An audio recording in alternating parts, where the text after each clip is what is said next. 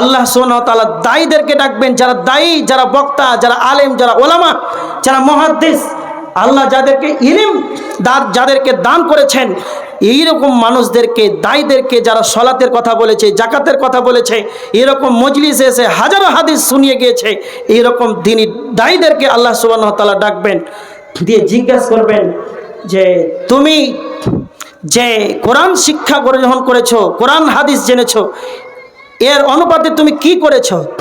তখন সেই আলিম, সেই বক্তা বলবে যে আল্লাহ, আমি তো দিনে দাওয়াত দিয়েছিলাম, ঢাকায় গিয়েছিলাম, চাপাই গিয়েছিলাম, পাবনায় গিয়েছিলাম, টাঙ্গাইল গিয়েছিলাম, সব জায়গাতে আমি দিনের দাওয়াত দিয়েছি।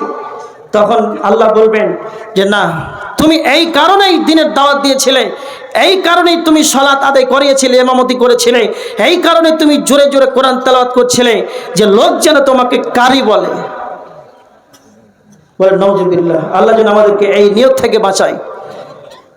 একজন আলিম, একজন বক্তা, আল্লাহ বলবেন তুমি কি করেছো? তখন বলবে আমি তো অনেক বক্তব্য রেখেছিলাম কোরআন হাদিসে।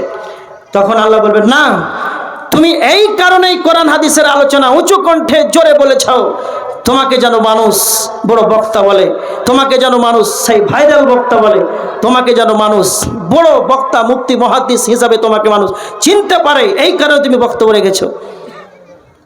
বড় দুঃখ হয়, বড় কষ্ট হয়, যেই বক্তা বক্তব্য দেওয়ার পর আমলে পরিণত করো না, তাদের যে কি অবস্থা হবে আল্লাহ সুবহানাহু ওয়া তাআলা ভালো জানেন। যারা আলেম ওলামা আছেন, তারা এই হাদিসের দিকে একটু লক্ষ্য করেন, আমলে পরিণত করেন জীবন। এই হাদিসটার দিকে লক্ষ্য করে আলেম ওলামার দিকে তাকালে কিছু কিছু নিজের চোখে অশ্রু বের হয়, এই আলেমদের অবস্থা এরকম। কিন্তু আল্লাহ কিয়ামতের দিন এদেরকে দিয়ে প্রথম জাহান্নাম উদ্বোধন করবেন। এবার দ্বিতীয় নাম্বার, একজন মালদারকে ডাকবেন, একজন ধনত্বশালীকে।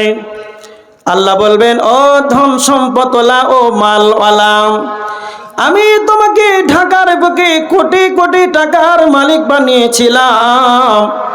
তুমি বলো এই ঢাকার প্রতি তোমাকে এত কোটি টাকার মালিক বানানোর পর এই মাল দিয়ে তুমি কি করেছো, কতটুকু আমল করেছো?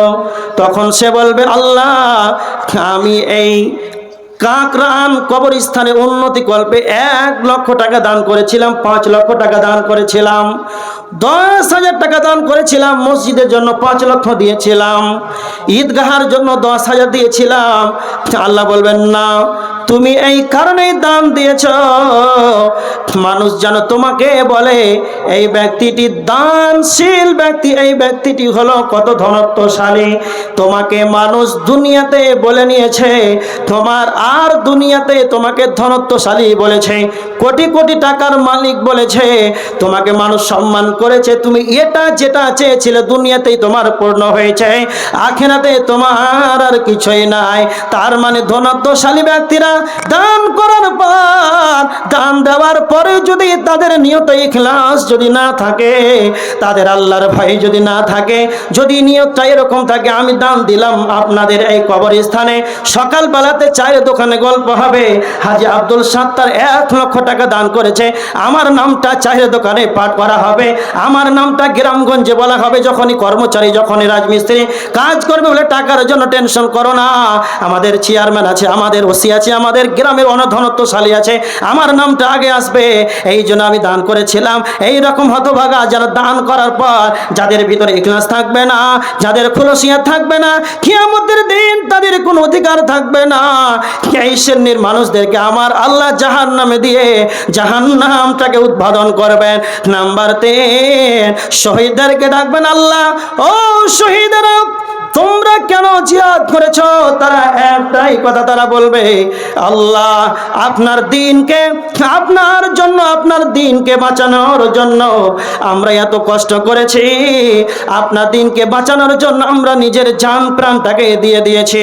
আল্লাহ তখন বলবেন বান্দা, তুমি এই কারণেই তুমি শহীদ হয়েছো যেন তোমাকে এলাকাতে বলে, তোমাকে ঢাকার বুকে বলে, বাংলাদেশের বুকে বলে, যেন তোমাকে যোদ্ধা বলে, সুশক্তিশালী লোক বলে।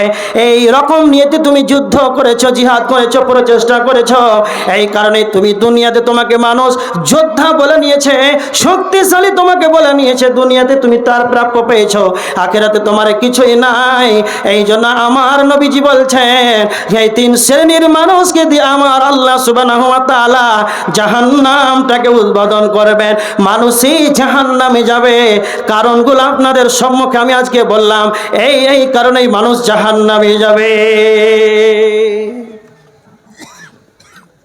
কতগুলো কারণ আপনাদের সম্মুখে আলোচনা করলাম, অনেকটি কারণ।